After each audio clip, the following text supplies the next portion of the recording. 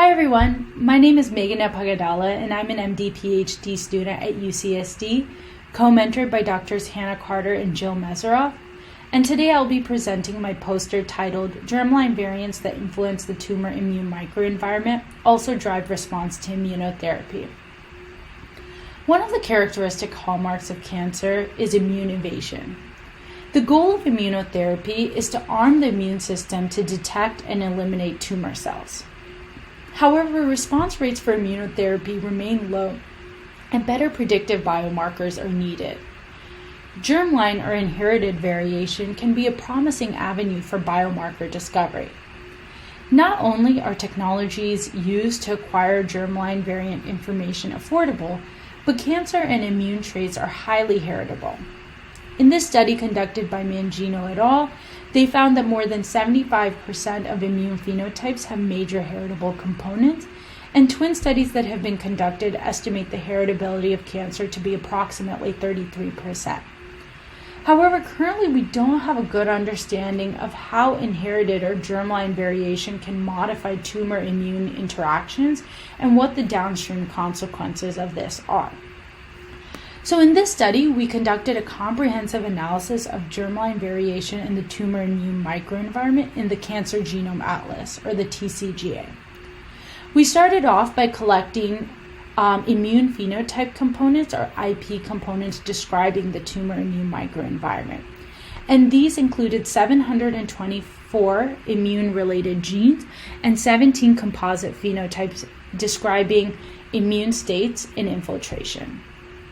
We conducted GCTA analysis to identify 137 IP components where a large proportion of their phenotypic variation was driven by genotypic variation. We conducted genome-wide association analyses with these 137 IP components and identified 532 significant associations, 50 of which were with IP components within the HLA region, and 482 were with IP components outside of the HLA region. In this grid plot here, on the x-axis, we plotted the location of the variant, and on the y-axis, the location of the transcription start site for the IP component. And most of our associations line up across the diagonal here in our cis, but there is a proportion of our variants that are trans associations, which is interesting. Next, we wanted to determine if our associations could be acting more strongly in a specific cell type, for example, acting more strongly in immune cells compared to tumor cells. So we conducted an analysis to detect iEQTLs, or cell type interacting EQTLs, and this is a similar pipeline that the GTEC consortium used. The premise of the pipeline is to conduct a genome-wide association analysis, but to include an interaction term for immune infiltrate. And significant iEQTLs had a significant coefficient for that interaction term.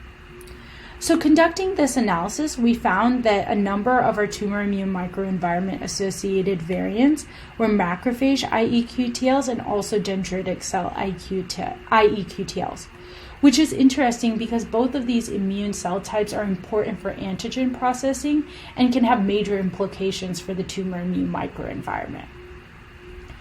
Finally, what we wanted to do is we wanted to see if our tumor immune microenvironment associated variants were predictive of immunotherapy response.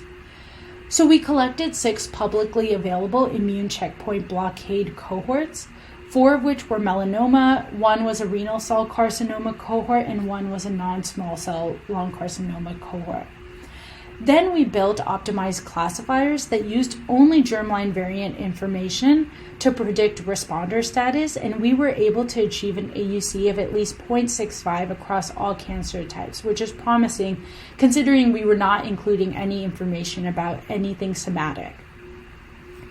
Next, what we wanted to do is we wanted to delve further, and so we did a meta-analysis of our associations with ICB response across the 6 cohorts. And we identified 23 significant associations with ICB response. And here we show the associations of these variants with responder status across all 6 cohorts, expression of tumor immune microenvironment related genes, of immune checkpoint genes, and also immune infiltration. Interestingly, we found two variants, one on chromosome 15 and one on chromosome 19, which were associated with lower odds of being a responder, but increased expression of two immunoinhibitors, which included LILRB2 and also CTSS. Interestingly, there's already clinical trials that are showing promising results that are targeting LILRB2. And CTSS is a potential novel therapeutic target that we are looking into right now.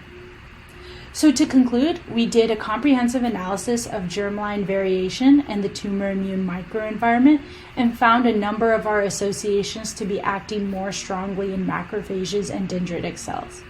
Not only did we find our tumor immune microenvironment associated variants to be predictive of ICB response, but we also implicate potential novel genes that we plan to explore as therapeutic targets for immunotherapy. So with that, feel free to email me if you have any questions, and I'd be happy to discuss further. Thank you.